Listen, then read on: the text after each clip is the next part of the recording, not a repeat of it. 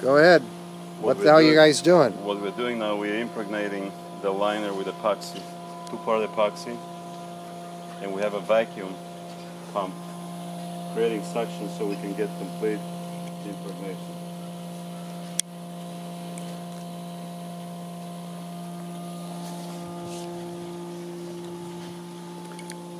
And you know it's soup when the white becomes blue. Yes, yes.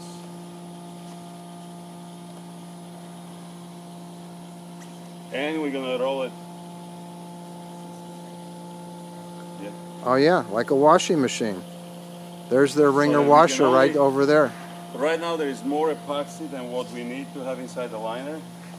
Once we roll it through the rollers that we set at the exact distance, then we only leave enough epoxy inside the liner.